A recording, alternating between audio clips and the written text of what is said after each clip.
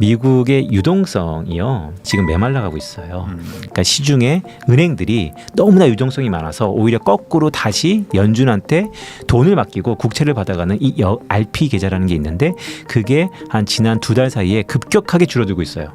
그게 줄어든다는 것은 어떤 걸 의미하냐면 은행들이 이제는 남아도는 유동성이 줄고 있다라고도 생각할 수 있는 거예요. 네. 그게 소진 시점이 3월입니다. 그 우선 지난해 2023년의 세계 경제는 뭐 어땠다고 좀 정리할 수 있을까요? 세계 경제요. 네. 네, 회복의 추세를 잘 타왔죠. 그런데 투자자들 입장에서는 네. 희망 고문이 아니었을까라는 생각도 갖고 있습니다. 희망 고문이요. 네. 어떤 의미에서?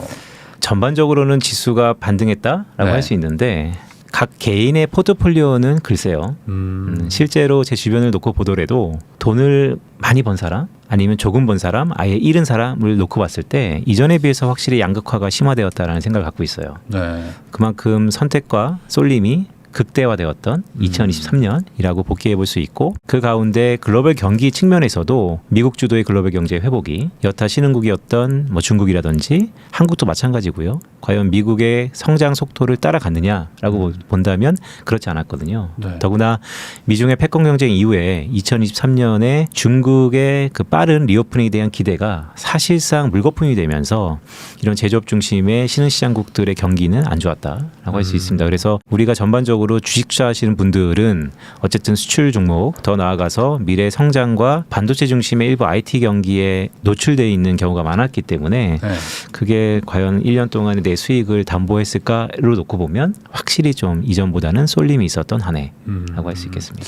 그러면 이제 작년은 아무래도 좀 미국은 좀 그래도 좀 괜찮았는데 좋았죠. 다른 나라들은 네. 조금 힘들었다. 네. 뭐 이렇게 좀 정리를 할 수 있을 것 같은데 그러면은 올해도 네. 여전히 그러면 미국은 좀 좋은데 뭐 나머지 국가들은 뭐 힘들어하는 이 구조가 계속 이어지는 건지 네. 좀 어떻게 될까요? 더 심화될 것 같습니다. 더 심화된다. 그럼 미국은 더 좋아지고 나머지는 힘들어진다. 그러니까 경기랑 자산 가격이랑 약간의 시차를 두고 얽혀져 있는 건 사실인데요. 네. 그래도 둔화되더라도 미국이 좀 덜 성장한다면 미국이 좀 더라고 네. 놓고 볼 수 있고 그 가운데 한국 경제는 어느 쪽에 속해 있느냐가 좀 중요할 것 같은데 아쉽게도 미국의 성장세에 따라가기보다는 한국만의 성장 동인 자체가 줄고 있기 때문에 오히려 조금은 더 다운사이드 리스크 뭐 최근에 오늘 1월 12일 날이 이제 녹화 날인데 오늘 뭐 1월 10일 부동산 대책도 나오지 않았습니까? 네. 그만큼 우리가 뇌관이라고 할 수 있는 가계부채를 터치할 수 있을 만큼 부동산 PF 쪽에서의 불협화음들이 나타나고 있기 때문에 이런 것들이 2024년 상반기 한국 경제를 상당히 억누르는 요인으로 자리할 수 있는 상황이죠.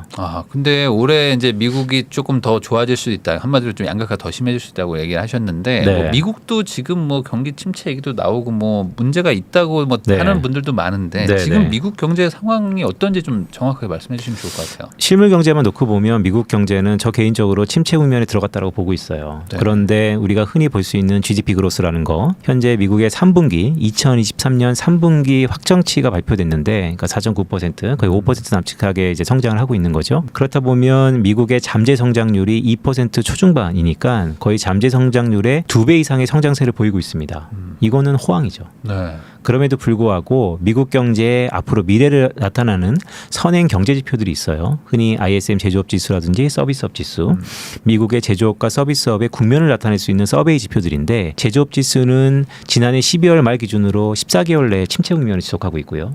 그러니까 이 지표만 놓고 보면 과거에 1970년 이후에 미국 경제가 침체해 왔을 때와 동일한 현상이 나타나고 있어요. 서비스업 지수도 50 이상의 확장 국면을 지속하다가 최근 들어서 50.7포인트까지 즉 기준선에 거의 근접했습니다. 그렇다면 여태까지는 좋았지만 향후 모멘텀은 계속해서 경기 둔화, 여차하면 침체 국면까지도 시사하고 있는 게 미국 경제입니다.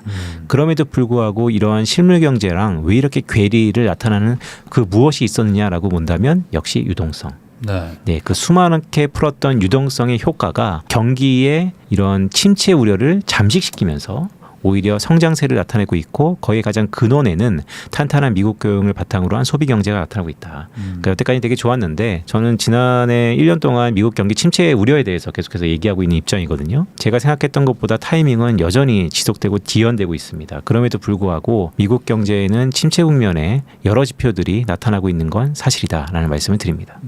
그러면은 결국에 이제 돈의 힘으로 지금 이게 유지가 되는 거지 네. 결국에는 이게 뭐 효율이 좋다 뭐 이렇게 보긴 좀 어려울 수 있는 상황이라고 봐야 되는 거예요. 네, 매우 좋은 포인트예요. 그러니까 돈의 힘으로 잘 이끌어왔는데 네. 문제는 이 돈의 힘이 워낙 강력하면 실제로 사람의 심리 자체도 긍정적으로 바꿀 수 있기 때문에 그런 심리가 자산시장에서 주식을 사는 것도 투심의 개선이라고 보지만 설비 투자를 늘리는 것도 심리거든요. 그러면 미국 경제의 최근에 AI 혁명이라는 것이 다시 한번 GDP 그로스를 끌어올리면서 네. 이런 모든 것들은 다 근간에는 돈의 힘이라는 것이죠. 그런데 이전과 달리 돈의 힘이 돈이라는 것은 정부가 뿌릴 수도 있고 민간 자체에서도 생성될 수 있는데 미국 경제가 좋다라고 놓고 봤을 때는 이 두 가지 동인이 다 워킹했었거든요. 그런데 지금 놓고 보면 미국의 유동성, 이 돈의 힘은 민간 쪽에서는 거의 찾아보기 힘들고요. 네, 그러니까 화폐 유통 속도라든지 여러 가지 네. 데이터를 보면 민간 쪽에서는 돈이 돌고 있지 않아요. 그래요. 그럼 도대체 누가 공급하고 있느냐? 네. 우리가 1년 내내 매크로 그러면 지겹도록 들었었던 연준. 네. 그 연준이 계속해서 본원 통화라고 해서 직접적으로 시중의 유동성을 공급하고 있고 그 효과가 상당히 컸었는데 올해 2024년 특히 1분기에 우리가 주목해야 될 것은 이 유동성이 줄어들고 있는 그런 지표들이 조금은 보이기 시작해서 네. 이것에 대한 해석에 따라서 경기도 그렇고 뭐 자산시장에서의 투자도 그렇고 매우 중요한 순간이다. 그럼 여기서 좀 궁금한 게 방금 말씀하신 것처럼 이제 연준에서 유동성을 막 강하게 공급을 했었다고 네. 하셨는데 그럼 왜 그랬는지랑 그리고 네. 반대로 이렇게 줄어드는 이유는 뭔지 좀 궁금합니다. 네, 코로나죠. 음. 네, 코로나의 팬데믹. 네. 그 팬데믹을 벗어나기 위해서 공장이 멈추고 상당한 실업률이 대량으로 발생하고 대부분 투심이 다 극도로 낮아진 상태에서 정부 당국자가 경기를 부양하기 위해서 정부도 그렇고 미국 재무부죠. 미국의 중앙은행 연준도 그렇고 금리를 낮추면서 상당히 유동성을 공급했었습니다. 그 돈들이 실제 기업들을 구제해냈고 그런 기업들은 고용을 이끌어가면서 차츰차츰 소비를 이끌린 것처럼 보이죠. 더구나 거기에서 바이든 행정부는 강력하게 탈세계화를 선언하면서 패러다임 변화 속에서 미국의 리쇼어링 정책을 강력하게 부스팅했고요. 이 모든 네. 것들이 세 가지 면에서 합이 이끌었던 것이 미국 경제의 성장을 이끌었는데 문제는 계속해서 우리의 공포감을 자아냈던 게 인플레이션 압력. 네. 그 인플레이션 압력을 잡기 위해서 미국 중앙은행은 다시 한번 이례적으로 가파른 속도의 기준금리 인상을 통해서 계속해서 시중에 있는 유동성을 다시 한번 빨아들이고 있고 거기에 더 나아가서 QE라고 할 수 있는 직접적으로 직매입했었던 중앙은행이 국채라든지 부동산에 직매입했었던 QE 프로그램의 180도 버전이 QT라는 것을 양적 긴축이죠. 그런 것들을 1년간 기준금리 인상과 함께 단행했기 때문에 많이 풀렸었던 유동성이 1년의 세월을 지나면서 조금씩 흡수되고 있다. 그래서 그런 흡수될 수 있는 여러 가지 연준의 대차 대조표상에서의 부채 계정에서 우리가 확인할 수 있는 것들이 하나둘씩 나타나고 있다. 그러면 이제 그 기존에 풀었던 돈 때문에 이번에도 뭐 경제 성장률이 막 그 잠재 성장률을 막 초과해서 막 5%씩 막 달성도 하고는 있지만 줄이는 효과가 이제 나타나고 있다. 조만간. 맞습니다. 그렇게 봐야 되겠군요. 네. 그러면은 올해 네. 미국의 경제는 작년을 기대하면 안 되는 수준인 건가요? 뭐 어떻게 봐야 되는 건가요? 그럼 올해는 그 효과가 이제 네. 감축의 효과가 이제 본격적으로 나타난다 이렇게 봐야 되는 거 아닌가요? 공교롭게 또 간밤에 월드뱅크에서 2024년 경제 전망을 발표했고요. 미국의 성장률이 1.6% 정도 성장한다고 보고 있어요. 2023년에는 한 2.4% 정도 성장한다는 전망이었거든요. 네.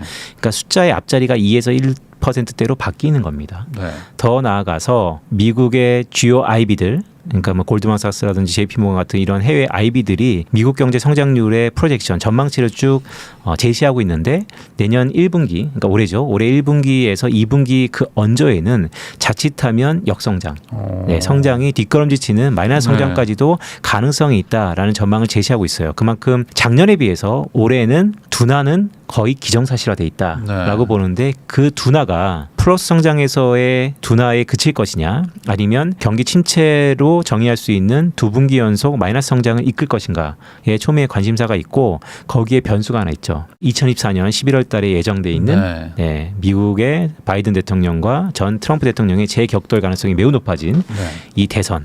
과거의 행적들을 놓고 봤을 때 대선을 앞두고 여당이나 야당이나 경제가 침체되고 있는 것은 둘 다 원하지 않는다라는 측면에서 어떻게든 또 돈의 힘으로 이것을 끌어올릴 것이다. 네. 그게 올해 경제를 바라보는 가장 중요한 변수 중에 하나입니다.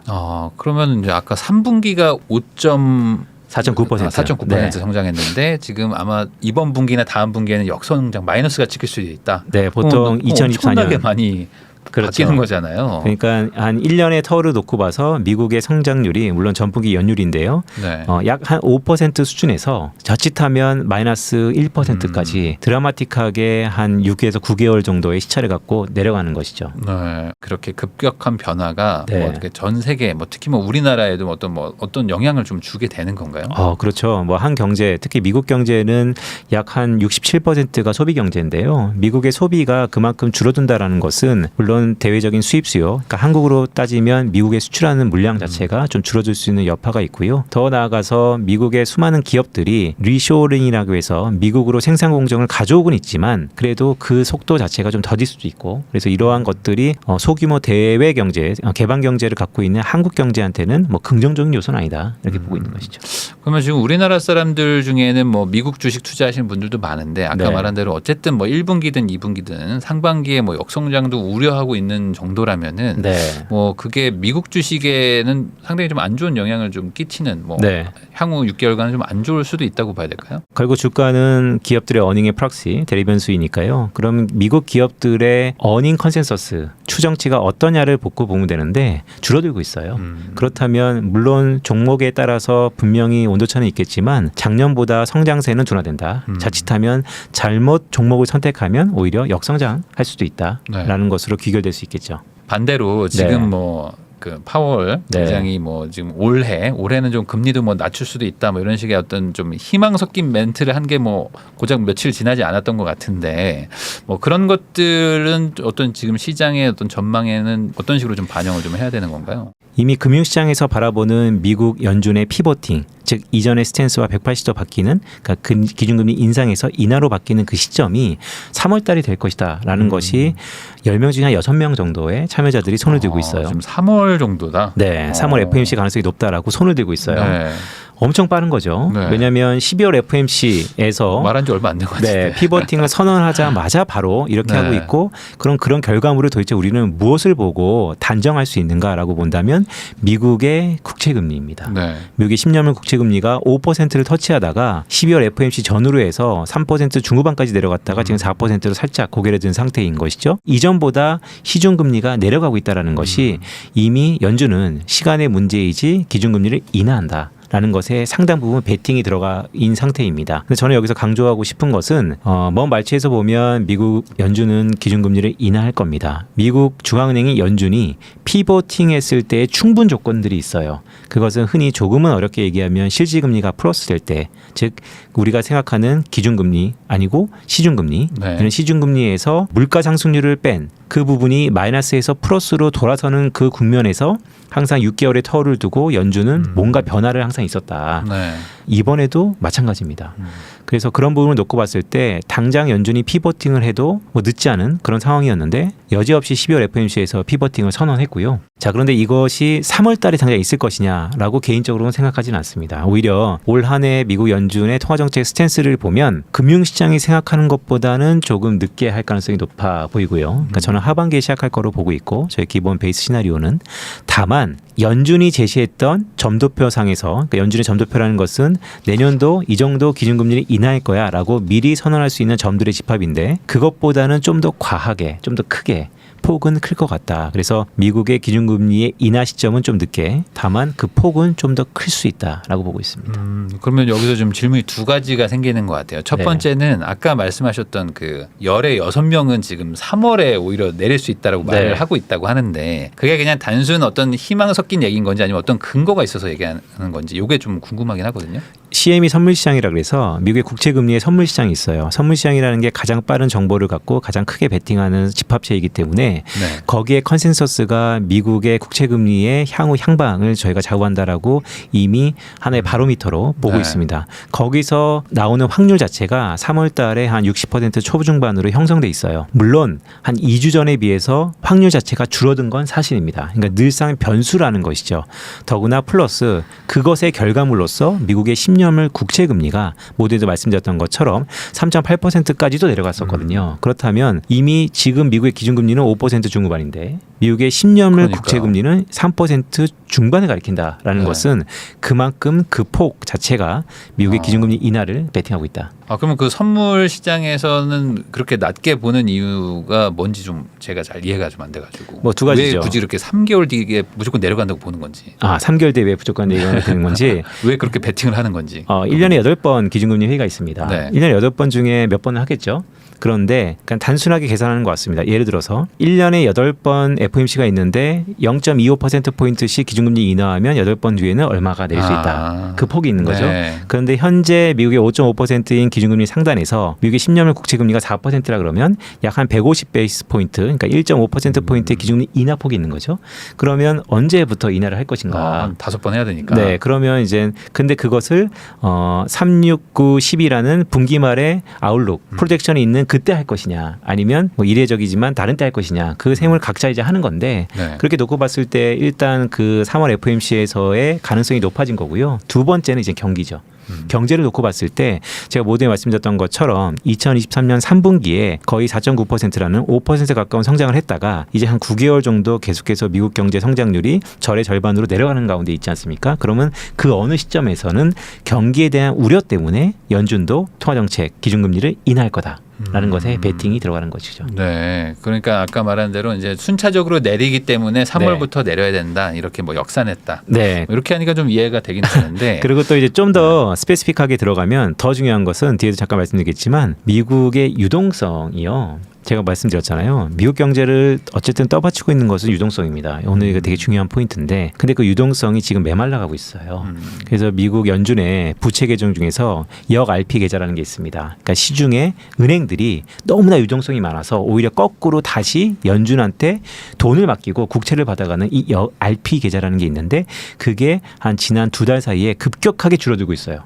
그게 줄어든다는 것은 어떤 걸 의미하냐면 은행들이 돈이 너무나 넘쳐나서 거꾸로 중앙은행한테 돈을 맡기고 중앙은행한테 돈이 나왔는데 다시 맡겼다는 거죠. 네. 그런데 그 맡긴 돈 자체 계좌가 줄어들고 있다는 것은 그만큼 시중의 은행들이 이제는 남아도는 유동성이 줄고 있다라고도 생각할 수 있는 거예요. 네. 그게 소진 시점이 3월입니다.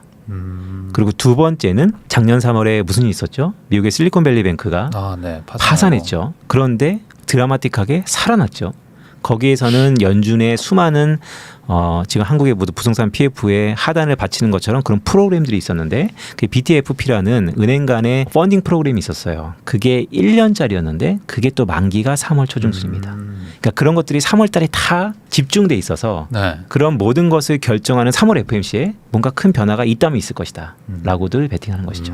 그러면은 이제 반대로 네. 빈센트님은 3월은 아니고 조금 네. 더 후반에 조금 더 늦게 네. 그렇지만 더 강하게 더 많이 내릴 수 있다 이렇게 말씀을 하셨는데 네. 그럼 뭔가 다른 기준으로 이제 판단을 하신 거잖아요. 맞습니다. 그거 좀 설명해 주시면 좋을 것 같습니다. 첫 번째 이제 유동성인데요. 유동성이 줄고 있는 건 맞는데요. 그 이면에 나타나는 미국의 인플레이션 압력이요. 지금 모든 사람들이 2024년은 미국의 인플레이션은 이미 끝났다.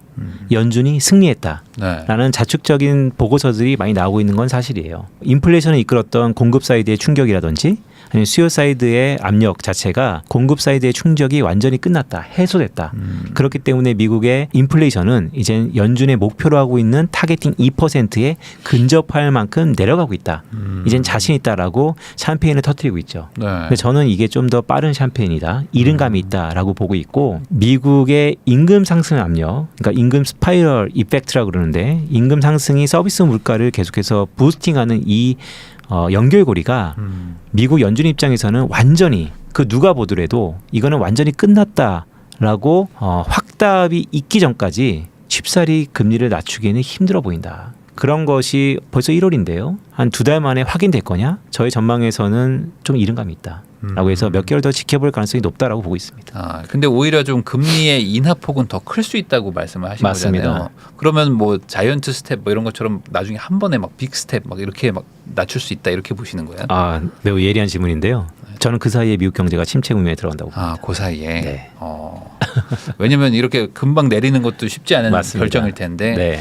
그러면 이게 대선이 있는 해인데 네. 갑자기 침체로 급격하게 이렇게 빠진다. 한마디로 네. 그러니까 운전대를 잘못 잡게 되는 네. 케이스라고 볼 수도 있겠네요. 그러니까 연준의 너무 신중한 판단이 모호한 판단이 또 한 번 시기를 실기할 거다라고 보고 있고 그런 가운데서 하나의 변수는 역시 대선과 유동성이에요. 만약에 지금 뭐 미국 연준에서 이런 보고서들이 많습니다. QT라는 거 네. 양적 긴축이죠. 만기가 도래하는 모기지라든지 국채를 더 이상 사주지 않고 내다 팔고 있습니다. 그게 유동성을 축소하는 하나의 네. 채널인데 이것을 중단할 거다. QT를 중단한다. 네.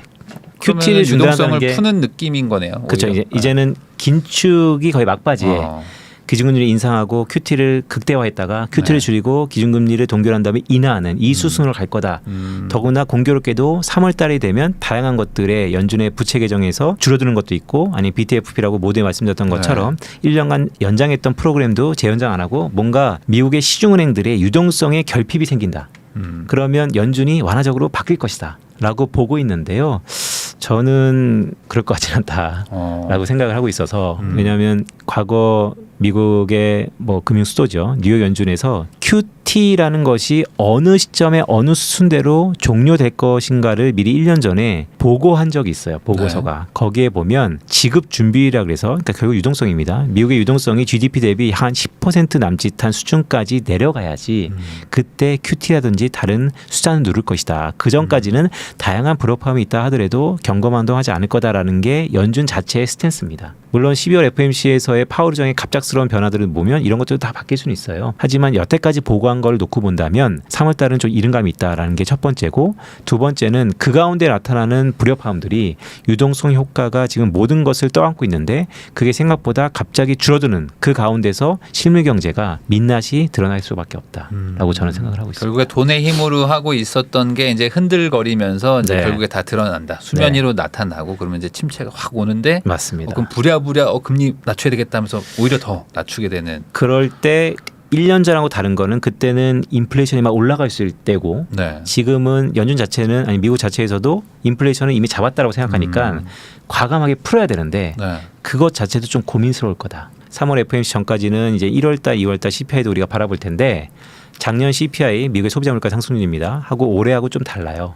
왜냐하면 미국의 소비자 물가 상승률은 뭐 안에 구성비도 되게 다양하지만 되게 중요한 것은 어쩐 물가를 조사하는 기준치가 되는 가중치들 있잖아요. 그 가중치들이 과거에 2년에 한 번씩 조정이 됐었어요. 네. 그런데 2, 3년 전부터 그게 1년에 한 번씩 조정됩니다. 그러니까 작년이 소비자 물가 상승률을 구성했던 그 가중치가 올해 2024년 1월 달부터는 또 바뀐다는 거죠. 네. 그러니까 기준이 완전히 바뀌는 거예요. 그래서 그 바뀜 속에서 나오는 물가의 상승 압력, 변수 이런 것들을 감안해 봤을 때 실제 금융시장이 생각하는 것처럼 연준이 적시성 있게 정책을 피기에는 어렵다. 대선 전에 한번 그렇게 침체가 한번 탁 오게 되면 네. 물론 이제 예측이지만 네. 미국은 대선을 치러야 되는 입장에서는 어쨌든 상당히 좀 불리한 어떻게 좀 컨트롤하기 좀 어려운 상황에 빠지는 게 아닌가 그런 생각도 좀 들기도 하거든요. 그래서 저는 이제 기본적인 저희 시나리오 이런데 제가 모두에 계속해서 말씀드린 것처럼 올해 가장 큰 저희 전망 중에 제가 컨트롤하지 못하는 변수라고 한다는 것은 대선입니다. 네. 그러면 이런 상황에서 바이든 정부의 여당이 경제가 고꾸라지면 여당한테 이럴 건 없잖아요. 그렇죠. 그러니까 다시 한번 이걸 살리기 위해서 무한적으로 또 유동성을 살포한다. 그러면 저희 전망이 역성장이 틀리고 아마 미국 경제는 골디락스라고 할 수 있는 선방할 겁니다. 네. 근데 저는 이게 조사모사라고 보는 게 그러면 선거가 끝나고 우리가 올해와 내년만 살 게 아니잖아요. 네. 선거가 끝나고 내년에는 오히려 더 큰 인플레이션 우리가 흔히 70년대 후반에 낙타 등이라고 할 수 있는 두 번의 큰 인플레이션의 폭등을 경험했던 것처럼 오히려 더 잠재 요소가 있을 것이다. 그래서 저는 그런 불확실성들이 다 해소되기 전까지 올해 뭐 모든 투자에 있어서 가장 선언적으로 우리가 점검해야 되는 것은 이런 불확실성이 정말로 얼마나 가시화될 거냐 아니면 정말 이거는 자유로워졌다라고 판단이 서기 전까지는 과감하게 투자하기에는 좀 어려운 구간이 요철 구간이라고 표시하는데 그게 지속되지 않을까라고 보고 있습니다. 그러니까 지금은 뭔가 좀 과감한 결정을 하기에는 조금 좀 이른, 좀 네. 아직은 좀 조심해야 되는. 그렇죠. 이제 그런 것들이 어느 정도 확인이 된 다음에 뭔가 의사 결정을 하겠죠. 근데 또 그런 얘기도 있지 않습니까? 보통 이제 선거가 있으면 네. 뭐 우리나라도 마찬가지지만 네. 어쨌든 조금 뭐 부양도 좀 하고 하면서 네. 좀 분위기를 좀 좋게 만들어야 되는 게 또 여당의 또 숙제니까 뭐 이래저래 뭐 정책들 나오면서 좋지 않겠냐 뭐 네. 이런 생각들도 하는데 거기에 너무 좀 이렇게 베팅하지 말라. 그렇죠. 이런 그러니까 말씀이시군요. 뭐 어떻게 보면 내러티브가 정확하죠. 경기 어려워져? 그러면 여당이 돈 풀어서 선거 네. 전까지는 경기 살릴 거야. 어떻게든 떠받치자. 네. 그 전하고 지금하고는 많은 것들이 좀 달라진 것 같습니다. 그래서 물론 그렇게 되면 해피하지만 네. 그렇게 돼서 주식투자에 과감히 했던 기관 자금이라면 연초에 1월 개장하자마자 애플 주가가 크게 내려갔었죠. 지난해 연말에 있을 산타랠리를 그대로 계승하지 못하고 뭔가 크래션이 한번 있다라는 것이 상당한 징조일 것 같다라는 생각도 갖고 있습니다. 네. 그러면 이제 대선 얘기가 나와서 좀 여쭤보는 건데 이 대선은 아직 뭐 멀었지만 아직 네. 뭐 한 10달 이상 남았지만 네. 어쨌든 뭐 지금 뭐 양당 체제니까 둘 네. 중에 한 명은 뭐 당선이 되겠죠. 네, 그러면은 공화당과 민주당의 어떤 선거 결과에 대해서 뭐 어떻게 좀 보고 있는지 네. 그리고 뭐 그거에 대한 뭐 어떤 우리 투자자들 특히 뭐 미국 주식 투자하시는 분들 많으니까 이런 네. 분들은 뭐 어떻게 좀 포지션을 잡고 있어야 되는 건지 궁금합니다. 네, 중요한 질문인데요. 주식시장에서 가장 싫어하는 게 불확실성입니다. 네. 대선은 그런 불확실성에 가장 정점에 있기 때문에 항상 우리가 싫어하죠. 근데 이번 대선은 불확실성이 있나요? 트럼프 이미 한 번씩 경험했고요. 나왔던 네, 사람들이니까. 트럼프 경험했고 바이든 경험했습니다. 네. 이거는 선택의 문제이지 불확실성은 극히 적을 거라고 봐요. 그래서 저는 대선이 과거와는 좀 다른 결과를 나타낼 거다. 투심에 있어서라고 생각을 하고 있고요. 여지없이 과거에도 그랬는데 그럴까라고 보면 그럴 겁니다. 트럼프가 되면 다시 한번 전통시장으로서의 상당 부분 무역 쪽에서의 관세 정책에 있었던 그런 불협화음들이 다시 한번 되풀이 될 것 같고요. 바이든이 다시 한번 연장을 한다면 우리가 갖고 있던 IRA를 필두로 해서 신재생 쪽에서 다시 한번 드라이브가 일어날 것 같습니다. 그래서 이번 대선은 결국 대선은 투자 관점에서는 정책 싸움인데요. 정책이 어느 쪽으로 이끌어질 거냐는 불확실성이 좀 적다라고 보고 있고 그것보다 저 개인적으로는 좀 주목하는 것은 이런 정책적인 테마가 이벤트가 수면 위로 올랐을 때 그 공통 분모를 찾는 연습을 좀 해야 돼요. 왜냐하면 이런 불확실성을 항상 차치하고 제거하고 과연 바이든과 트럼프인가라고 놓고 봤을 때 그 둘이 정말 원하는 게 무엇인가. 미국의 성장 제고를 위해서 미국은 과거와 달리 지금 도전받고 있는 게 생산성 제고예요. 90년대 후반에 IT 테크놀로지로 미국의 생산성 혁명이 나타나서 전 세계를 다시 한번 주름 잡았던 것처럼 지금 미국 정부는 트럼프가 되건 바이든이 되건 결국 AI 테크놀로지에 대한 투자는 지속될 것이다. 지금 CES도 지속되고 있는데 온 디바이스 AI라는 게 또 한번 화두인 것이죠. 그래 그런 쪽으로 AI 생산성 제고 로봇 쪽의 상당 부분 누가 되더라도 돈은 들어갈 것이다. 돈이 들어간 곳에 적절한 기업들의 더 슈퍼스타가 탄생할 것이다 라고 보고 있고요. 두 번째는 여전히 타도 중국. 그래서 중국에 반하는 정책들이 누가 되더라도 상당 부분 다시 한번 수면 위로 올라올 것이다. 이 두 가지 테마가 정치의 결과를 차치하더라도 어느 정도 작용할 수 있는 포인트가 아닐까라고 보고 있습니다. 그 많은 분들이 이제 AI에 대해서들 얘기를 많이 해주시고 그리고 이게 특히 이제 올해 유망하다 이런 얘기들도 해주시는데 네. 이 AI와 이제 직접적인 내 투자 이거를 뭐 어떻게 좀 연결을 시켜야 되는 건지 네. 뭐 아예 뭐 AI를 뭐 개발하고 있는 회사를 해야 되는 건지 아니면 네. AI 기반으로 생산성이 엄청나게 좋아질 어떤 회사에 투자를 네. 해야 되는 건지 궁금하거든요. AI는 이번 CES에서도 나타났는데 모든 분야에 다 적용될 겁니다. 어떤 기업은 어닝에 대해서 그러니까 매출에 비해서 순이익이 가상 인건비에 대한 부담 때문에 높았다라는 기업은 AI를 받아봄으로써 환골 탈퇴할 것이고요. 인건비가 이제 확연히 떨어진다. 네, 그러니까 기업들은 본인의 분석에 따라서 선취하면 좋을 것 같습니다. 근데 제가 드리고 싶은 말씀은 AI를 통해서 생산성의 제고를 상당히 일어날 수 있는 기업들이 많아졌고 저는 개인적으로 AI 의료 쪽에서도 상당히 관심을 갖고 있습니다. AI 의료라든지 로봇 쪽에서도 미국의 생산성 제고를 이끌 만한 그런 포인트들이다라고 보고 있고 뭐 전장에서도 자동차도 모든 것에 다 AI가 들어갈 거다라고 얘기를 하고 있잖아요. 네. 이제는 차 타서 우리가 스스로 버튼 눌러서 시동을 끄는 게 아니고 스타트 이러면 시동이 걸린다는 거 아닙니까? 이 모든 것들이 다 큰 AI로서의 변화가 나타날 것 같다라고 보시면 좋을 것 같습니다. 그러면은 그런 AI를 빠르게 받아들이는 자동차 회사에 투자를 하라는 말씀이신 건가요? 아니면 반대로 AI를 좀 거부하는 보수적인 데들도 있을 테니까 시가총액이 뭐 차이가 날 것이다. 네네. 이렇게 보는 건가요? 근데 아마 거부하는 업체를 찾기 좀 힘들 것 같아요. 그러면 뭐 전체적으로 다 올라간다 이렇게 봐야 되나요? 그 안에서도 다른 거죠. 예를 들어서 제가 모두에 말씀드렸던 것처럼 AI를 받아들여서 내가 하고 있는 비즈니스의 생산성이 높아지는 기업들은 분명히 투자를 해야 되는데 정말 AI와 상관없는 기업들이 있을 수 있고 네. 아니면 그 AI를 받아들이는 속도에 따라서 가장 늦게 변하는 산업들이 있을 거 아니에요. 이미 AI가 필요 없이 어떤 비즈니스를 하고 있는 산업이 있다라고 한다면 네. 또 근데 그 산업이 이렇게까지 말씀드리면 좀 부담스럽긴 하지만 중국의 익스포자 큰 산업이라면 네. 그러면 미국의 선거와 결부돼서는 약간 열의에 있지 않을까라고 보는 것입니다.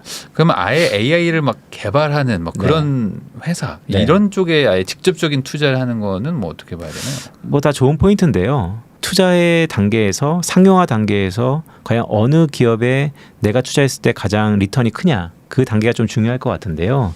AI 투자에 접목돼 있는 한국 기업을 찾기가 좀 어려울 것 같아요. 저는 개인적으로. 그래서 미국 기업 중에서 이미 반도체에 있는 탑티어 기업들이 다 AI를 하고 있지만 이전에 잘 갔던 IT 중심의 일부 기술주들이 또 가는 것이냐라고도 되풀이할 수 있지만 저는 여전히 AI라는 테마가 또 다른 기업들의 밸류에이션을 한 단계 이끌어 갈 것이다라고 보는 것이죠. AI 이렇게 생각하면은 그냥 네. 마이크로소프트 오피스가 이제 앞으로 엄청나게 바뀐다고 하니까 네. 여기서 이제 생산성이 많이 좋아지니까 이제 네. 모든 회사들이 다 오피스를 받아들이면서 뭐 네. 돈을 내더라도 사무직들을 이제 조금 네. 구조조정해서 좋아질 테니까 아예 네. 그 MS에 투자를 해야 되겠다. 막 이런 식으로 떠오르는데 네. 이런 식의 접근이 맞는 건가요? 두 가지 포인트가 지금 혼동돼 있어요. 하나는 좋은 접근이죠. 근데 그렇다고 내 주가가 오르는 건 또 다른 얘기입니다. 왜냐하면 말씀드렸던 것처럼 다 반영이 돼 있을 수 있는 거죠. 네. 네.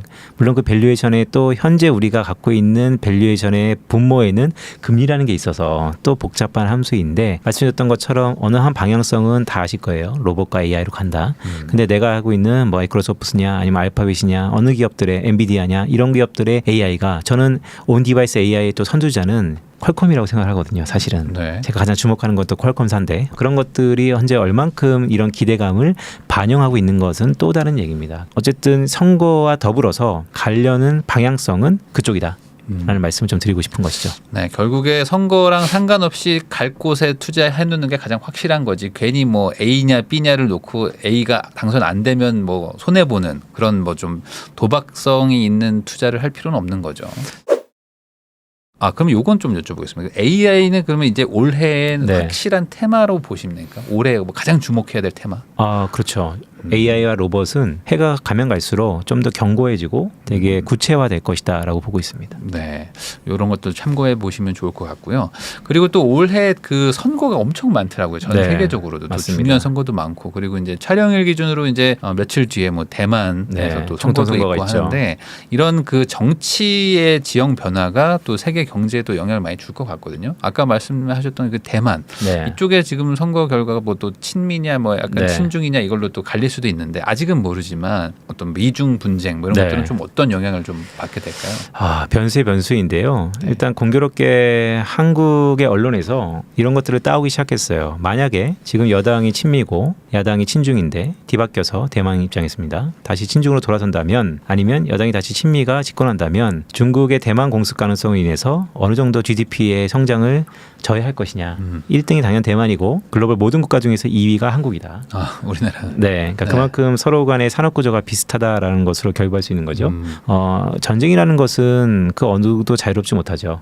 물론 시간이 항상 지나고 나면 그것을 수혜받는 기업이 나라가 있고 그렇지 않은 산업과 기업이 있을 겁니다. 한국 전쟁도 마찬가지고 이번에 러시아 우크라이나 전쟁도 마찬가지니까요. 하지만 그 초유의 사태가 일어난다 그러면 그 시기에는 뭐 투자 이런 걸 생각할 겨를이 없죠. 네. 그러면 또 반대로 얘기하면 불확실성을 안고 최악의 스토리를 안고 우리가 흔히 얘기하는 것처럼 어떤 큰 군사적인 행동을 할 것이냐 뭐 저는 그렇게 보지는 않고요. 중국과 미국의 보이지 않는 격돌들 아니면 표면상에 나오는 이런 현상들 이런 것들이 올해는 더 격화될 거다라고 보고 있습니다. 지금 중국도 지금 상태가 뭐 이렇게 좋지는 않지 않나요? 네. 그래가지고 뭐 중국도 약간 두 갈래인 것 같더라고요. 네, 그래서 네.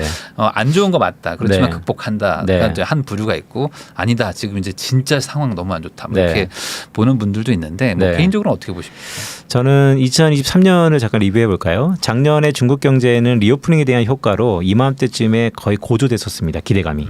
생각보다 리오프닝을 빨리 해서 살아날 것이다. 그래서 잠깐 반등하긴 했죠. 근데 여지없이 중국에 대해서는 부정적인 생각을 갖고 있습니다. 이유는 중국의 성장 동인이 사라졌기 때문입니다. 중국 경제가 수출 다변화를 한다 하더라도 결국 선진국 중심의 그러니까 미국의 프렌드십을 갖고 있는 국가들한테 수출이 여의치 않으면 상당히 힘들어집니다. 실제 중국의 수출 데이터가 그거를 나타내고 있고요. 그런 의미에서 보면 중국은 경제를 성장하는 데 있어서 이전보다는 수출 쪽에서의 라인이 없어졌다라고 저는 보고 있고 물론 복구할 겁니다. 근데 복구하는데 그 통과을에 시간이 좀 걸린다라고 보고 있고 그럼 두 번째로 항상 2008년에도 그랬고 2012년에도 그랬고 2016년 위안화 사태도 그랬고 중국은 이런 불안감이 있었을 때 항상 그걸 이겨왔어요. 어떻게 이겨왔냐면 역시 돈을 써서 이겨왔다는 것이죠. 그 돈의 핵심은 가장 단순하게 건설 경기와 부동산의 부스팅이었습니다. 네. 근데 중국이 녹록치 않은 게 이전하고 달리 트랩에 걸렸다 그러는데 저는 유동성 함정에 걸렸다고 보고 있어요.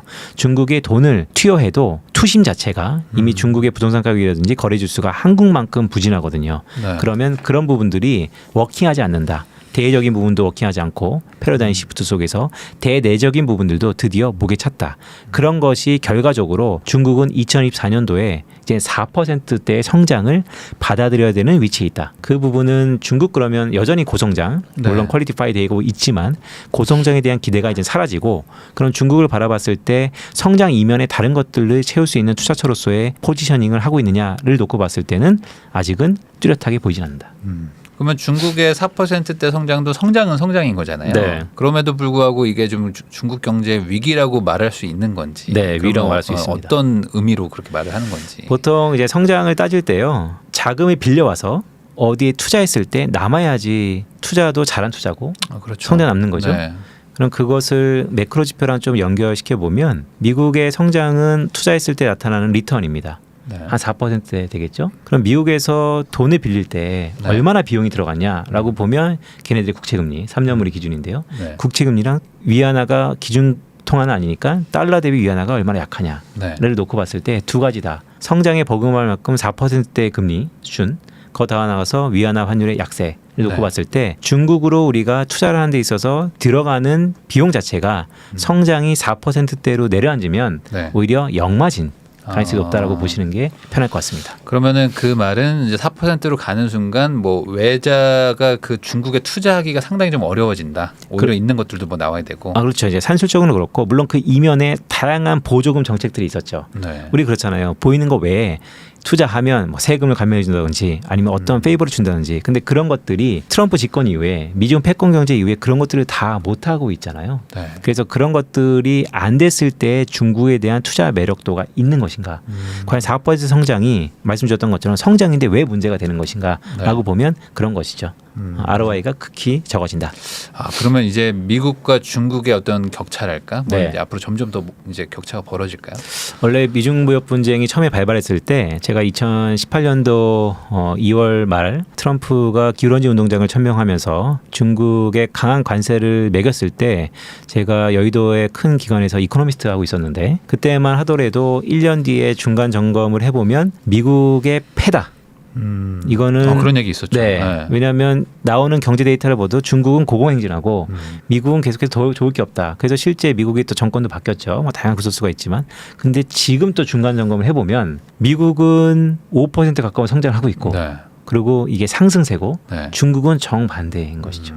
어쨌든 이 패러다임 변화 속에서 중국이 현재 상황을 놓고 봤을 때 더 여류에 있는 것 같다라는 생각을 하고 있습니다. 그러면 결국에 우리나라는 뭐 미국도 중요하고 중국도 중요한 어떤 그런 경제 어떤 뭐 구조라고 저는 뭐 생각을 하는데 네. 이렇게 뭐 한쪽이 좀 이렇게 약해지게 되면 우리나라 입장에서는 뭐 이게 좋은 건가요? 아니면 안 좋은 건가요? 어떻게 봐야 될까요? 그래서 한국에서 필요한 것이 체질 개선입니다. 우리 다이어트 다 해보셨지만 체질 개선에서는 상당한 고통이 따르는 것이죠. 지금 우리의 그 고통에 수반하고 있고요. 우리가 다이어트 하려면 내 몸이 잘 자고 잘 먹고 뭔가 튼튼했을 때 다이어트 효과가 많은 건데 지금 한국 경제는 그럼 튼튼하냐라고 네. 봤을 때 계속해서 뇌간이라고 할 수 있는 있는 워낙 비계와 부채 덩어리가 많은 것이죠. 그래서 그런 것들을 떨치고 나서 퇴직 개선을 할 것이냐 아니면 안고 할 것이냐 정답은 없어요. 안고 하면 어떤 일이 벌어지죠? 오래 걸리는 거죠. 오래 걸리겠죠. 네. 떨치고 하면 어떤 일이 벌어지죠? 아프지만 뭐 금방. 네. 여러 가지가 있습니다. 네, 선택의 문제인 것 같습니다. 그러면 지금 정부가 가고 있는 방향은 어떤 방향으로 간다고 좀 보세요? 아까 말한 좀 장기로 본다고 봐야 될까? 아니면 좀 단기적인 극약 처방한다고 봐야 될까? 제가 이제 첫 직장 생활이 국회 예산처라는 데서 했는데 모든 정부는 중장기적인 성장 기로를 갖고 정책을 수립하지만 항상 단기적인 시각을 할 수밖에 없어요. 더구나 올해 4월처럼 어떠한 심판을 받는 이벤트가 있으면 그 정책 효과를 되게 단기적으로 극대화하는 것에 방안을 쏠 수밖에 없습니다. 또한 정책이라는 것이 정책 입안자들은 다양한 것들을 보고 있다라고 저희가 보고 있으니까 그런 면이 있을 수 있어요. 어떤 여당이건 야당이건 정책을 차치하고 경제가 무너지는데 그것을 부스팅하려고 많은 것들을 할 겁니다. 근데 그게 과연 현재 시장 상황에서 워킹할지 안 할지는 그거는 사후적인 판단을 할 수밖에 없는 것이죠. 이 시점에서 정부가 나타나는 건 부동산 대책밖에 없으니까. 네, 새해 들어서 부동산 대책이 알고 보면 결국 PF 일어났고 PF가 생각보다 확전될 가능성이 크다 보니까 왜냐하면 태형 다음에는 뭐 신세계라는 얘기가 있을 정도로 이미 자금 시장에서의 경색이 나타나고 있으니까 적어도 무너지지 않게 최종 대부자 역할을 해줄게라는 것이 나타났는데 결국 근본적인 해결은 뭐냐? 사업성이잖아요.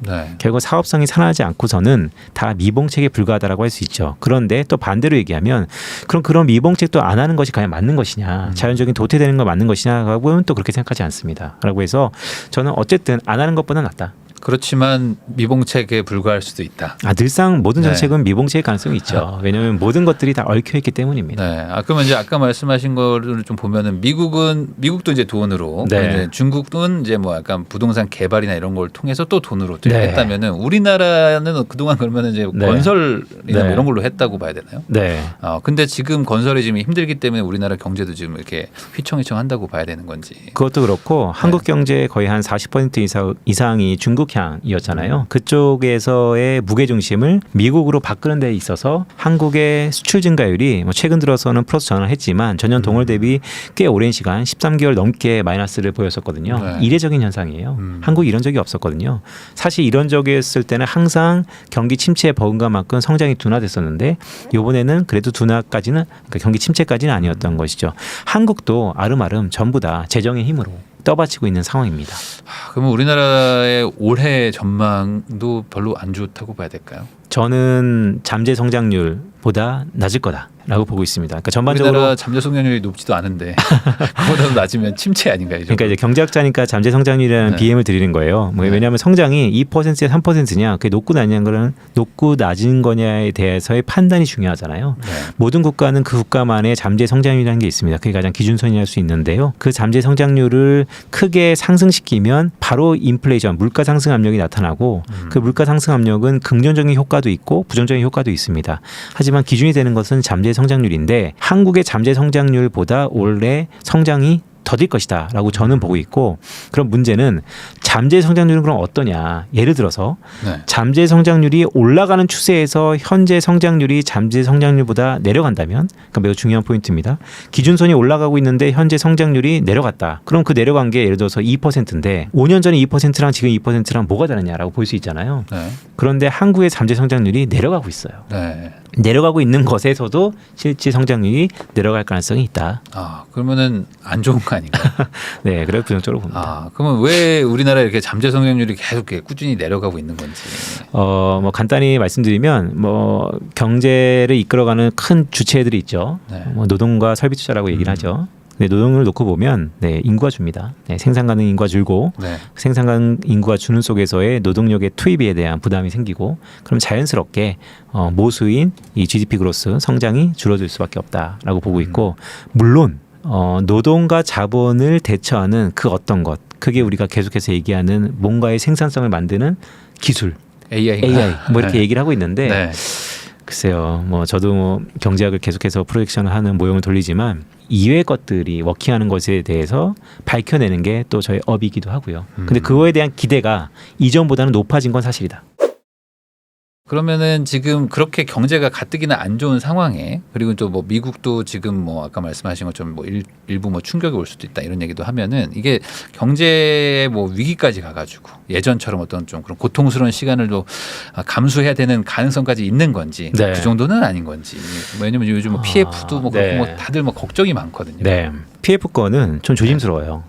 뭐 개인적으로 좀 말씀드리면 저희 부친이 PF 비즈니스를 꽤 오랫동안 하셨어요. 네. 그러니까 우리는 업자들이 아니기 때문에 결과적으로 보면 저거 너무나 이윤에 취해서 많은 폭리를 취하다가 다 나쁜 집단이라고 다 얘기를 하지만 물론 일부 그럴 수도 있습니다. 근데 어떤 프로젝트의 결과를 판단하는 것은 어떻게 보면 사업이잖아요. 그 사람의 인생을 판단하는 것과 똑같거든요. 네. 인생은 정답이 없습니다. 좋은 것도 있고 안 좋은 것도 있고 그런 의미에서 보면 지금의 부동산 PF는 우리가 과한 레버리지에 대한 차입 비용 또한 과한 이기심에 대한 투입 비용에 대한 이제 결과를 받아들여야 되는데 문제는 고통을 전부 다 똑같이 분담할 거냐 아니면 나는 좀 덜 분담하고 싶을 거냐. 모든 인간은 다 후자죠. 나는 내가 좀 덜 부담하고 아니면 부담 안 하고 싶겠다. 그렇죠. 근데 그게 어느 순간 고통이 분담될까요? 그 전환점이 매우 중요합니다. 네. 어느 순간 고통이 분담되냐면 예를 들어서 아예 이 비즈니스가 없어져서 내 돈을 하나도 못 갖고 투자한 비용 전부 다 원금 회수뿐만 아니고 무한 책임을 져야 된다라는 네. 공포가 들어가면 이제는 적절한 선에서 고통을 분담할 겁니다. 지금 PF는 부동산 대책이 나오기도 했지만 아직은 초기 단계인 것 같습니다. 네. 그래서 조금 더 시간이 필요하지 않을까라고 보고 있습니다. 그러니까 다 날릴 것 같다는 그런 공포감이 오면은 그때는 이제 다들 이제 나도 고통을 좀 감내하겠다 이렇게 하겠지만 아직은 아니니까. 네, 다 날리는 것이 이제는 다 날리는 것뿐만 아니고 보통 그 안에 돈을 대는 대주주들이 거기 하나만 투자한 게 아니고 다 연쇄 투자하지 않았습니까? 그래서 내가 투자한 원금 말고 그 이에 무한 책임까지 갔다라는 불확실성, 불안감이 높아질 때 아마 연대 보증을 다 같이 할 겁니다. 결국에 사실 그 PF에 들어간 돈들이 또 국민들의 또 돈들이 또 다 들어가 있는 거고 네. 그러다 보니까 왜 살려주냐 뭐 이렇게 화내는 분들이 많기도 한데 네. 반대로 다 무너지면 또 그거에 대한 것 책임도 또 우리가 또 다시 또 질 수밖에 없는. 그렇죠. 일단은 뭐 고통은 많고 적음의 차이지 어느 순간 모든 사람들이 모든 참여자들이 다 시간을 갖고 부담할 겁니다. 그러면 이제 뭐 지금 뭐 태영건설은 이미 뭐 워크아웃 얘기가 막 나오고 있고 뭐 그다음에 네. 다른 건설사들도 뭐 금액대가 보면 뭐 다 네. 뭐 3조, 5조, 뭐 8조 막 이렇게 있는 것들이 많더라고요. 네. 그러면 이 실제 이 부동산 PF가 되게 심각한 상황인 건 맞는 건지 아니면 좀 언론에서 얘기하는 것보다는 그래도 좀 컨트롤 네. 가능한 수준인 건지. 일단 2023년 9월 말 기준으로 한국의 부동산 PF의 담보 보증액이 30조 원이었어요. 네. 네, 그러니까 4분기 데이터는 좀 더 커졌겠죠. 근데 이 30조 원 안에서 이제 얼마나 살려줄까에 대한 차이인데 30조 원이면 꽤 크죠. 우리나라 예산에 그래도 뭐 한 30% 이상의 정도의 수준이니까요. 그래서 규모는 꽤 큰 것 같습니다. 그러면 이제 이게 절대 작은 수준은 아니고. 네. 그럼 이거 컨트롤 잘못하게 되면은 아까 말씀하신 어떤 연쇄 반응에 의해서 우리나라 경제가 정말 휘청할 수도 있는 수준인 거는 맞는 건가요? 그렇죠. 그러니까 항상 트리거가 중요했는데 한국은 가계부채가 항상 트리거인데 왜 가계부채가 많아졌냐? 집을 살려고 많아졌다. 근데 그 집을 건설하는 그 사업장 자체에서의 문제가 생겼는데 무슨 문제냐? 투입한 것 대비 이미 회수가 요원해졌다. 그럼 그 가운데 버티면 되지. 네. 버틸 수 있다. 근데 과거와 다른 게 뭔데? 과거에는 차입 비용이 0이었는데 지금 차입 비용이 5%다. 네. 못 버틴다. 못 버티면 어떤 일이 되는데 못 버틴 사람들, 투자한 사람들을 다 소팅해서 봤더니 다 기업들 다 뭐 고용 유발이라든지 사회적으로 상당히 포지션을 갖고 있는 금융업이나 아니면 제조업이나 기업들이나 상당 부분 있다. 네. 이런 거죠. 그러면 이제 뭐 일각에서는 그렇게 PF도 결국에는 이제 고금리, 네. 고금리를 이제 감당 못하기 때문에 못 버텨서 결국에 무너지면서 연쇄 반응이 일어날 테니까 네. 어떻게든 버티게 해주자. 네. 그러면 그 일환으로 뭐 금리 인하 이런 네. 얘기를 뭐 하는 분들도 있더라고요. 네. 뭐 미국에서 내린다고 하니까 우리가 좀 선제적 조치를 하자 뭐 이런 네. 얘기도 있는데 네. 이게 가능성이 있는 얘기인 건지. 물론 이제 금리 인하는 결과적으로 받아볼 수 있는데요. 네. PF 때문에 금리 인하는 아닐 것 같습니다. 왜냐하면 금리 인하라는 것은 핀셋으로 예를 들어서 그 PF 사업단의 사람들한테만 금리를 인하시켜준다. 그 말을 거꾸로 얘기하면 빚을 탕감해준다는 것이거든요. 네. 그렇게 해준다라는 것은 의미가 있을 수 있으나 근데 그것도 미봉책이죠. 왜냐하면 결국 부동산 PF가 정상화되려면요. 부채를 떨궈준다든지 빚을 탕감해준다든지 이런 문제가 아니고 사업성이 개선돼야 돼요. 사업성이 개선되려면 대표님 잘 아시겠지만 인플레이션으로 인해서 공사 비용이 이전에 비해서 러프하게 한 50%는 비싸졌어요. 그럼 이전보다 50% 이상의 비용을 떠안을 수 있을 만큼 분양가가 높아져야 되는데 네. 지금 이제 안 좋아지는 이 경기가 좋아지는 것을 기대하려면 어느 정도 시간이 걸려야 되냐. 우리 모두 알 수 있는 것은 잘은 모르겠지만 적어도 몇 개월 안에 끝날 것 같지 않다라는 게 컨센서스로 자리 잡고 있죠. 네. 정부는 그 컨센서스를 빠르게 단축시키거나 아니면 전환시키려고 많은 노력을 할 겁니다. 하지만 그런 노력을 안 하는 것보다는 박수 칠 만은 하지만 그 안에서 그 대세적인 모든 건 시간이 흐르지 않고서는 해결하기 좀 어려울 것 같다. 네. 한국의 어떤 경제 전망도 뭐 이렇게 좋지 않은 상황인데 네. 뭐 오히려 이런 얘기하시는 분들도 있어요. 지금 한국 주식이 뭐 상대적 저평가 구간에 있기 때문에 네. 이럴 때 한번 투자를 하는 것도 좋다. 이거는 뭐 괜찮은 구간이라고 봐야 되는 건지 아니면은 네. 어차피 경제가 더 안 좋은데 네. 굳이 여기에 내가 리스크를 태울 필요가 있을까? 그러니까 이제 재테크의 영역이죠. 네. 재테크는 근로소득, 사업소득, 기타 소득이잖아요. 근로소득은 열심히 일하면 되는 거고요. 네. 사업소득은 이제 공부를 하면서 투자를 하는 것도 있을 수 있고 뭔가 큰 얼개를 보고 우리가 1년, 2년 투자하는 게 아니고 10년, 20년, 30년 투자할 거라고 본다면 우리가 자산 배분을 통해서 요소 조금씩 하는 것이죠. 그런 의미에서 재테크 수단 중에 하나가 가장 대표적인 게 주식이고 그다음 부동산이고 그 여타여타가 있는 것인데 그런 의미에서 보면 주식은요. 저는 늘 하는 겁니다. 다만 그 비중을 좀 조절할 수 있다라는 것이 제가 조금만 드릴 수 있는 힌트입니다. 예를 들어서 1년에 1,000만 원 투자할 거야. 근데 매월 러프하게 100만 원씩 투자할 거야. 그래서 100만 원씩 10번 사는 사람이 있고 어떤 사람은 한두 달 20만 원, 20만 원씩 사다가 나중에 크게 한 사람이 있고 근데 연간까지 기다렸는데 여의치 않으면 또 그걸 2월 시키는 사람이 있고 그래서 그런 전략으로 놓고 봤을 때 아예 액션을 안 하는 것보다 가장 최소 금액을 조금씩 하되 그러니까 가장 기준이 있어야 되는 것이죠. 하지만 주식이라는 것은 근로소득의 임금 인상률보다 훨씬 많은 기대 수익률이 있다라는 것을 가정으로 해서 투자는 늘 하는 것이다. 네. 아니 그 주식은 선반영 뭐 이런 얘기가 있기 때문에 네. 보통 이렇게 경기가 안 좋다고 해서 주가도 막 같이 안 좋은 것도 아니잖아요. 네. 그렇죠. 그러다 보니까 뭐 지금 정도쯤 들어가면 뭐 네. 이제 뭐 총선 이후 뭐 물론 변수들은 많겠지만 네. 뭐 미국 대선도 있고 하니까 지금쯤 한번 들어가자 이런 분들도 있는 것 같은데 어떤 그 네. 올해 주가 전망이라고 해야 될까요? 네. 뭐 큰 틀에서 그냥 네. 큰 틀에서 좀 약간 긍정적인 부분들이 좀 있는 게 있을까요? 올해 여의도 증권사들의 컨센서스가 물론 저도 여의도 증권사의 같이 크루들 동료들이었지만 그들이 제시하는 컨센서스가 맞고 틀리는 것보다 더 중요한 것은 시장의 큰 얼개랑 흐름이라는 것이죠. 대부분 올해 박스권입니다. 코스피 중심으로 박스권이라는 것은 크게 높지도 크게 낮지도 적당할 거다라는 거예요. 그런데 그 안에서의 일부 신성장과 종목들은 그 밴드를 위로 아래로 터치할 수는 있겠죠. 어쨌든 대부분 사람들이 올해 2024년 우리 코스피 지수의 주가 전망을 했을 때 어느 정도 밴드선인데 그 밴드가 우리가 이전 고점을 봤던 3,000 시대는 아니다라는 의미에서 보면 지금 수준에서 위아래로 10%포인트 기대 수익률과 언더 슈팅이니까요. 그 정도의 수익률 선에서 아름아름 하는 게 어떨까? 그러면 크게 그런 밴드가 뭐 높지도 낮지도 않다면은 네. 오히려 약간 좀 산업군으로 좀 좁혀가지고 뭐 요즘 뭐 계속 뭐 얘기 나오는 게 뭐 반도체 특히 네. 뭐 삼성전자 같은 거 많이 회복을 했기 때문에 사람들이 네. 또 가지고 계신 분들 또 분위기가 또 좋더라고요. 네. 그래서 그런 어떤 산업군으로 봤을 때는 뭐 예를 들어 뭐 반도체, 네. 뭐 2차 전지 뭐 이런 것들은 뭐 어떻게 좀 괜찮다고 봐야 될까요?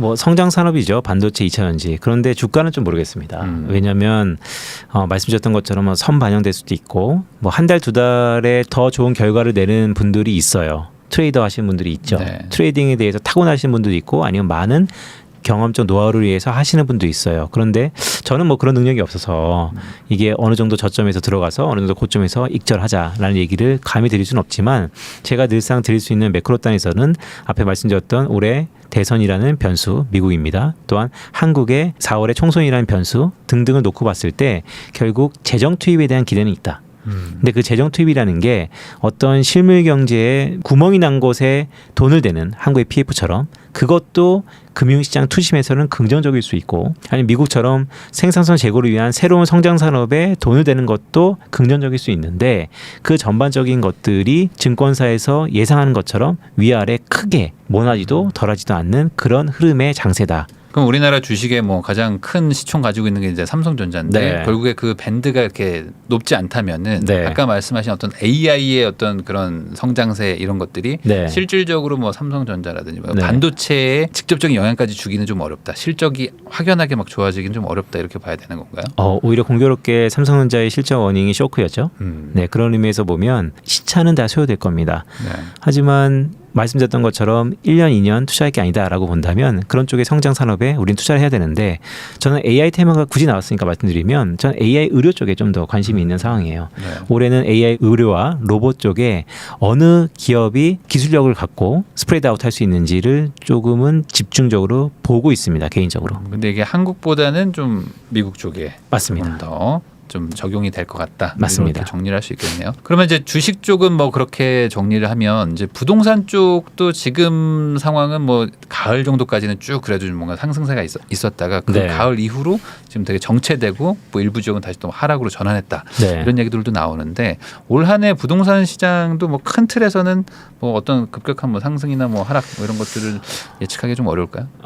하락할 겁니다. 하락 한 어느 정도나 하락을 그러니까 KB 인덱스를 기준으로 보면요. 네. KB 인덱스 기준으로 12월 말까지 통계를 제가 보고 왔는데 한 12개월 연속 전년 동월 대비 마이너스예요. 가격 지수가. 네. 전국도 그렇고 서울도 그렇고요. 가격은 하락 가능성이 높아 보입니다. 이유는 가격에 선행하는 선도 지표들 거래량이 너무 없어요. 그러니까 이제 갭 호가가 크다라는 것이죠. 일부 뭐 특례 대출론이 1년 만에 다시 한번 나왔기 때문에 뭐 세정을 비롯해서 일부 지역에서는 하단을 좀 받쳐주긴 할 겁니다. 근데 그것도 역시 뭐 대세는 아닐 것 같고요. 그래서 지금은 전방적으로 높은 금리에 대한 여파가 시차를 갖고 계속해서 부담으로 나타나고 있고 시장에서 소화하는 그 인내력을 가질 수 있는 기간이 좀 있을 것 같고 우리 흔히 그것을 기간 조정이라고 하는 것이죠. 네. 여건이 안 된 사람은 돈을 던질 것이고 여건이 되는 사람은 버틸 것인데 지금 그 결과물로서 거래량이 너무 없다. 그래서 근데 거기에 트리거로서 부동산 PF 문제가 이제 막 불거졌다라고 해서 지금 전망을 놓고 본다면 물론 일부 강남 3구를 비롯해서 양극화는 분명히 있겠지만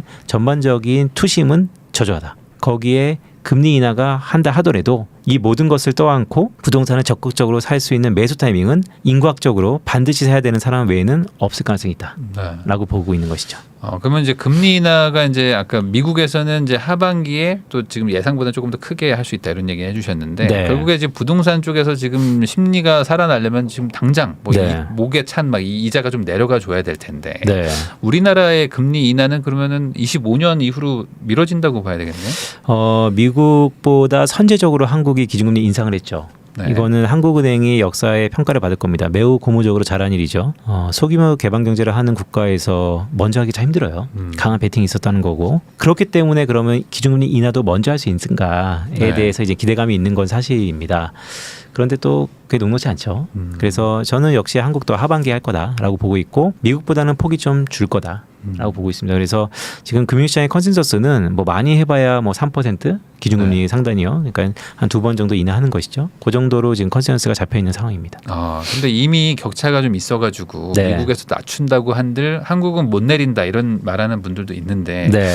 이 격차를 좀 유지하면서 같이 내려간다 이렇게 보시는 거네요. 변수의 변수니까 그렇지 않은데 일단 장단기 금리, 그러니까 장단기 기준금리의 차이에 따라서 네. 미국과 한국이 역전된 지 꽤 오래돼 있죠. 네. 근데 그러면 우리 경제가 그걸 이제 받아들일 수 있냐, 그러니까 학습 효과가 얼마나 있냐에 따라 좀 다른 건데 흔히 얘기했었던 자금 쪽에서 상당한 이탈이 있을 거다. 근데 그거는 사실 현실화되지 않았죠. 네. 그런 노크를 본다면 그냥 한국은행은 한국의 물가와 한국의 경제 상황을 놓고 결정을 하려고 노력을 할 겁니다. 그런 의미에서 보면 한국도 미국 따라서 한두 번 정도 인하 가능성이 저는 있다라고 보고 있습니다. 그러니까 외화 유출이 크지 않을 거라고 생각한다면 같이 조금씩 내려주면서 네. 어떻게든 조금 뭐 경기도 좀 살려야 되고 하는 네. 거니까 네. 그렇게 간다는 거죠. 결국에 이 금리 차가 또 이제 환율에 영향을 어떻게 주냐 이거 가지고 계속 뭐 논란은 되고 있는데 이 환율 부분은 어떻게 될까요? 달러는 강할 것 같습니다. 달러 강하다. 네. 그럼 환율이 계속 지금처럼 약간 좀 높은 걸 유지할 것 같다. 달러 환율이 1340원까지도 올라가고 막 그랬죠. 1300원이 뉴 노멀이다. 이제는 한국은 사실 98년 12월 달에 비자발적으로 외환시장을 개방한 이후에 평균을 보면 1110원인가 20원이에요. 네. 그러니까 그게 그냥 미디언 값이에요. 네. 그게 적정 환율이라고 할 수 있는 거죠. 적정 환율은 이론적으로 좀 다르지만 그러면 지금 이제 오버슈팅이에요. 네. 그러면 너무 약하다. 이제 강해질 거다. 그래서 오히려 미국 투자하시는 분들이 좀 부담이에요. 네. 왜냐하면 지금 투자했다가 결국 원화로 환산해야 그러니까요. 되는데. 네. 그런데 저는 미국의 달러 강세가 아이러니컬하게 2023년 달러 인덱스는 어땠냐라고 보면 또 마이너스입니다. 마이너스 한 2.5% 정도 돼요. 네. 그러니까 연초 대비 연말에 격한 변동이 있었다는 거죠. 그런데 1월부터 11월 달까지는 달러가 계속해서 강세 기조가 있었거든요.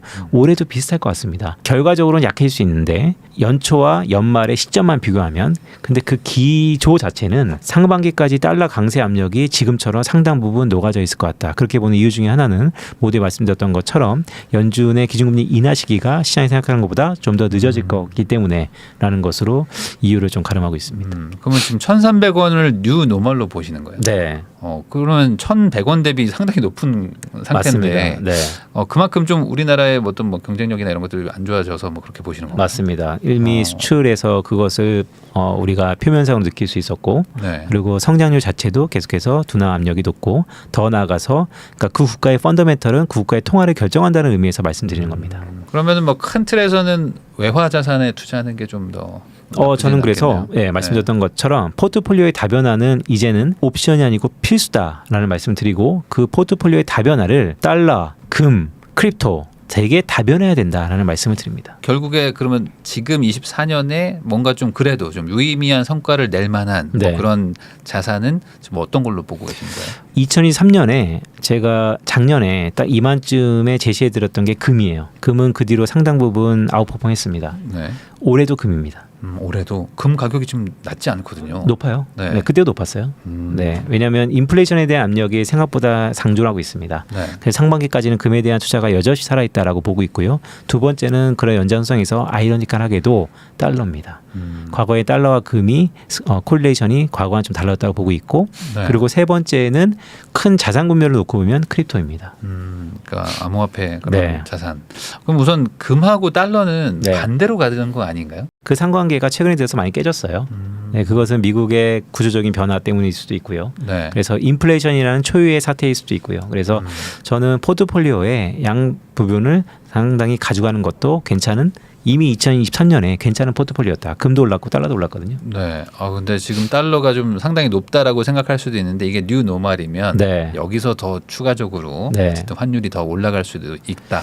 그러니까 볼 수도 있다는 이런 거죠. 거예요. 그러니까 2023년은 경기 침체에 대한 불안감 때문에 유동성이 상당히 공급되면서 의외로 경기를 안 좋게 보시는 분들도 유동성에 대한 기대 때문에 수익을 많이 얻었어요. 그리고 선택만 또 잘했으면 어떤 테마가 상당 부분 다들 아시는 것처럼 꽤 네. 높은 수익을 또 담보하기도 했었습니다. 근데 올해는 어떤 해냐면요. 그렇게 잘 벌었다면 잘 나와야 되는 해예요.